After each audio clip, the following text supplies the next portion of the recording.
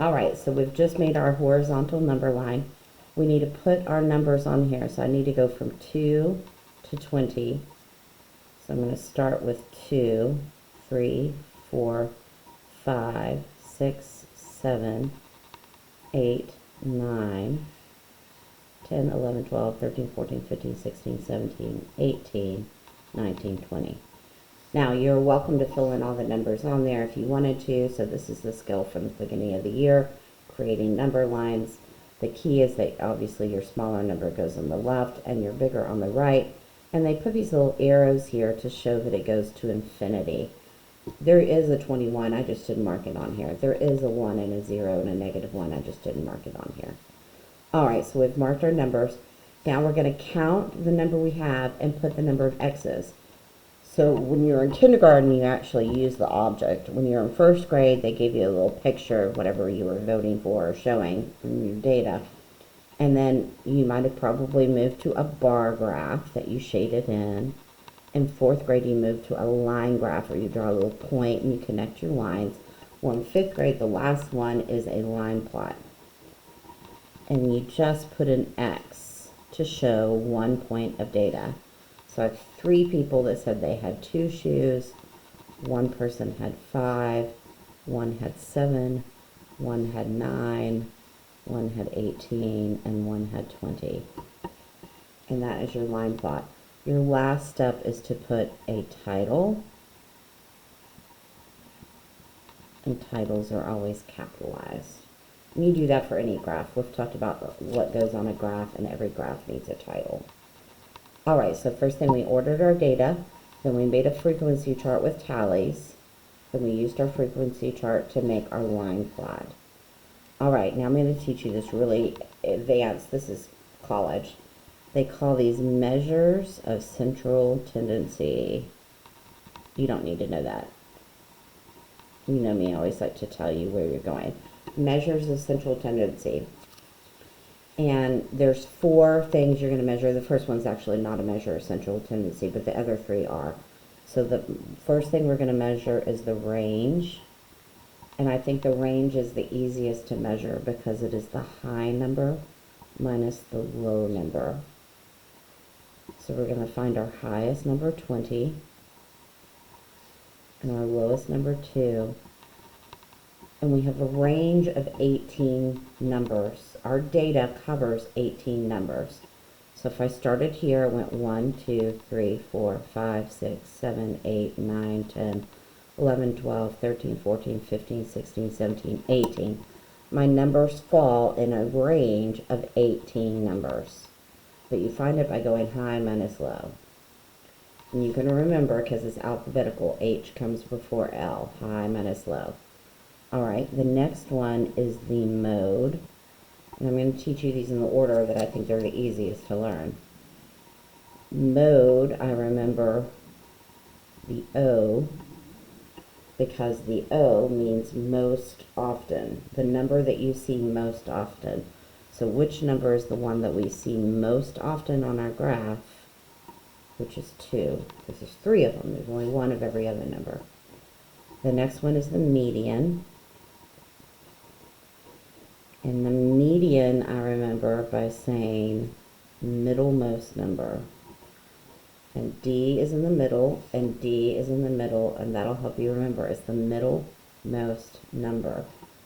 Now, the easiest way to find your middlemost number is to take your order and use your fingers. And you're going to move your fingers in one by one to find them. So 2, 20, and we're going to go in 1. 2, 18, and then we're going to go in 1. 2, 9, now we're going to go in 1. 5, 7. Now there's not a number. My finger doesn't land on one number. But what number would be directly in between 5 and 7? 6. So you move your fingers in. If it lands where there's a number right there, that would be it. But if not, you find that number. And usually you can just count it in your head and find the middlemost part. Sometimes it's a half.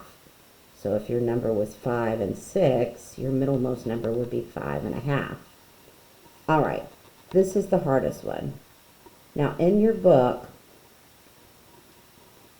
they're going to call this a fair share, which I don't know why they use fair share, because that is a very not advanced way of saying a mean or average. So you guys might have learned this as average, but the scientific way of saying it is a mean. This is the hardest one. So you're going to add the numbers and you're going to divide by the number, excuse me, of numbers. Now that sounds pretty confusing, but this is all you're doing. So I'm going to add, and you don't have to write all this out, I'm just showing you. Definitely write that out.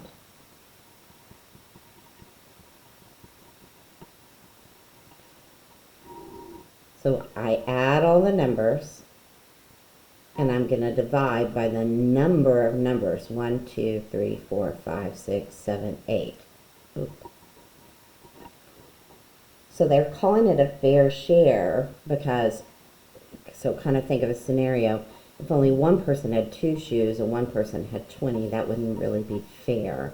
So if we put all of our shoes together and divide them into equal amounts, that would be a fair share for everyone.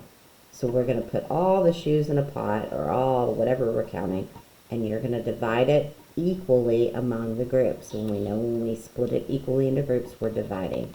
2, 4, 6, 7 and 5 is 12, 6 and 12 is 18. 18 and 18, so it's like 9 times 4, which is 36, plus another 9 is 45. 45 plus 20 is 65, divided by 8. Now on this one, we can't do halves of shoes, but we're going to go ahead and pretend we can. 8 goes into 65, so 8 times 7 is 56. 8 times 8 is 64. So every person would get 8 and 1/8 shoes. Again, sorry, this one doesn't really work with shoes. We'll do it with like coats or something next time. All right, and these are all vocabulary words. All right, we're going to do one more example, and then we're going to look at your textbook. And your textbook, again, is only going to cover a little bit of this because we're really taking it to the next level. So we're going to go pretty quickly. Here's our data. We're going to say it's pizza slices. And we have 1, 3, 3, 1, 2, 2, and 5. All right, so our first step is order your data. So I have a 1, I have a 1, I have a 2, a 2, I have a 3, and I have a 5. Next step is to make a frequency chart. Again, this is a step you won't always do, but it's really useful when you get lots of data. Pizza. We have a 1, we have a 2, we have a 3, and we have 5. All right, how many 1s do we have? 2. How many 2s do we have? 2. How many 3s do we have? 1. How many 5s do we have? 1. So remember, this is using tallies. Third one, you're going to make a line plot. So we need a horizontal number line. We need to start at 1 and go to 5. 1, 2, 3, 4, 5. We put arrows to show it goes to infinity. It doesn't stop with our numbers as a number line. And then we're going to put a title, which is capitalized. All right, now we're going to put our X's, 1 for every answer. So we have a 1 and a 1. We have a 2 and a 2. We have a 3, and we have, a 5. We didn't have anything for 4.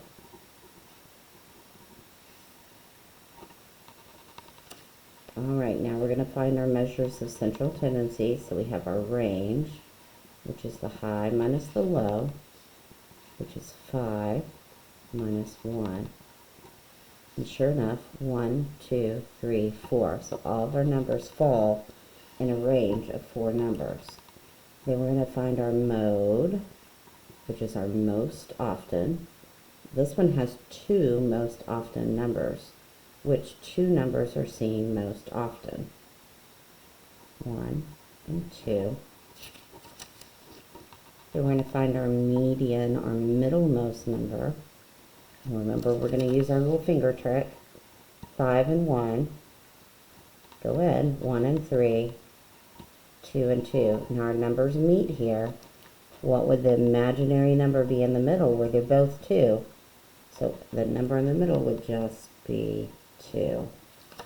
There's nothing in between 2 and 2. And then our mean. So we're going to add our numbers and divide by the number of numbers. So I have 1, 2, 3, 4, 5, 6 numbers. 1 and 1 is 2, 2, 4, 6. 6 and 8 is 14 divided by 6. 6 goes into 14 2 times. And we take our remainder over our divisor, and we can reduce this to 2 and a third. All right, and that's pretty much how you do it. So you should have 2 really good examples that you're going to use to help you throughout this week and next week on your data collection. And we're going to go ahead and jump. Now in 5th grade, for some reason, I'm not quite sure why they did this, but the standard is that you have to be able to use line plots with fractions. So it's kind of that's why they're putting this right after the fractions right before the data. So it's a little bit more difficult because you do have fractions. We're not going to use, we're only going to have a few points of data. So we probably won't make a frequency table. We're just going to jump right in. So how many 1/4 do we have? 2.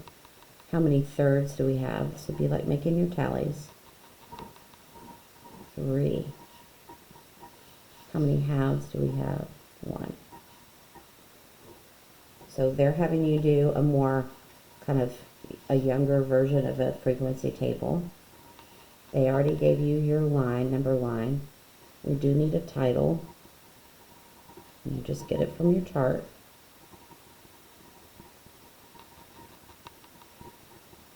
And if you need any more time, you're going to pause. They already put their fractions on there. They put their arrows on either side to show it doesn't stop. We have 2 x's for a 4th, 3 x's for a third, and 1 x for a half. Now we could already find our range. It'd be 1/2 minus 1/4. It's just a 4th. And you can see the one that's most often. And we could find our middlemost number by using our fingers on our graph. 1/4 and a half, 1/4 and a third, 1/3 and a third. In this case, the mode and the median are the same. All right, now finding the fair share, and this is what we said, what they're really finding is an average or a mean. Now I'm going to get ready to run out of time here, so I'm going to go ahead and stop our video, but I'll make another one to wrap us up.